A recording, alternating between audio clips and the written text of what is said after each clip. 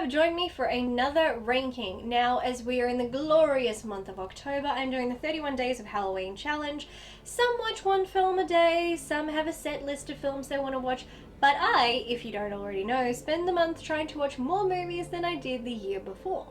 Last year I watched 204, so this year I must watch 205. I am slowly dying.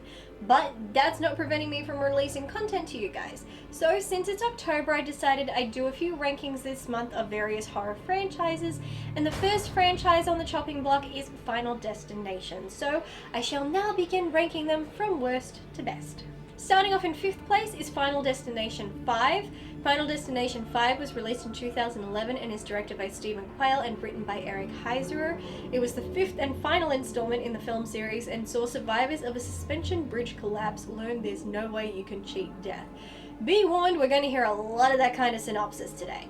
So, despite this apparently being the most praised film in the franchise, with it being the first film in the franchise to receive mostly positive reviews, this film for me was the worst of the bunch.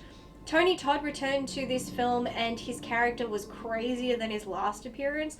All the characters are horribly written, all rather psychotic to a degree, and their deaths are utterly absurd.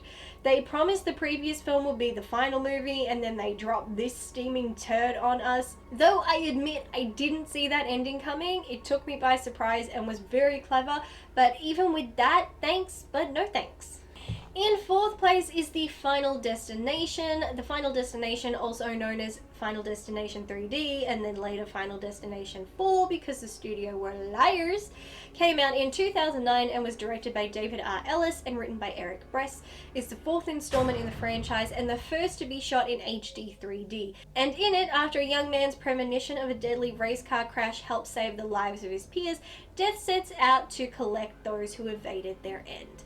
It still angers me that they released this promising it would be the last film and then it wasn't. In my opinion, they should have stopped after the 3rd. The fact this film is in 3D makes every supposed gruesome moment in this movie utterly cringeworthy. The kills are so ridiculously elaborate I can't even rationalize them in reality. The visions the guy has are so ridiculous and over the top and are flat out visions instead of feelings and signs, which has been the style for the first 3 movies. Then they put his visions in 3D as well because the film didn't suck enough already. The dialogue is awful, the acting is okay at best, but this film just flat out shouldn't exist. In 3rd place is Final Destination 3. Final Destination 3 came out in 2006 and was directed by James Wong and written by Wong and Glenn Morgan, and is the 3rd installment in the franchise. It sees a high school graduate who has a premonition that a roller coaster she and her classmates are riding will derail, and although she saves some of them, Death begins hunting the survivors, because that's how these franchises work. For the 3rd in the series, this isn't all that bad, probably because it has the same writer and director as in the first film. Only problem is the 2 young girls they wrote as airheaded superficial bimbos was far too ridiculously over the top, and the special effects on the deaths had begun to look really cheap and poorly done at this point. It was just all downhill from here. In 2nd place is Final Destination 2. Final Destination 2 came out in 2003 and was directed by David E. Ellis with a screenplay by J. Mackie Gruber and Eric Bress. In this 2nd installment, when Kimberly has a violent premonition of a highway pileup, she blocks the freeway, keeping a few others meant to die safe. The survivors mysteriously start dying, and it's up to Kimberly to stop it before she's next.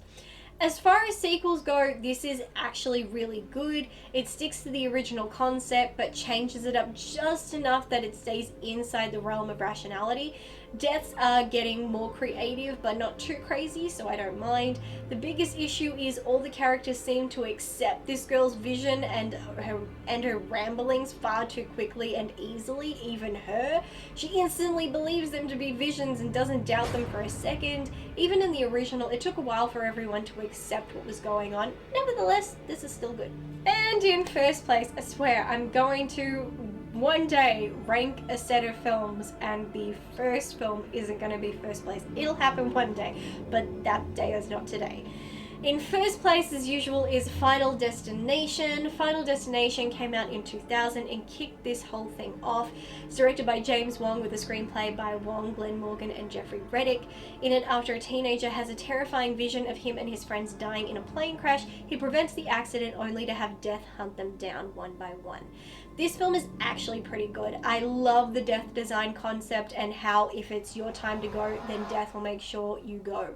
The way they kill people was pretty good, makes it seem like death has a serious grudge. I love that they had Tony Todd, who played Candyman, lecturing the kids on death. It was brilliant, even though that scene was completely irrational. My only issues with the film are the behavior of the main character throughout the movie. I get he can see death, but the fact he keeps on presenting himself to everyone as a serial killer is annoying. Also, the song choices and placement in the movie just don't work for me. And that's the Final Destination franchise rate. Kind of funny how I pulled a death in Final Destination 2 and my whole ranking literally is me working backwards. What an interesting and unintentional parallel. Anyway, I won't stick around as I have many more horror movies to go watch, but before I go, please comment down below and tell me how you would rank this franchise. Also, if you are interested in finding out what movies I've been watching this October for my marathon, then subscribe to my channel and click the notification bell so you will know when I start uploading my recaps. I hope to catch you in the next video, so thank you my patrons, and until next time, bye!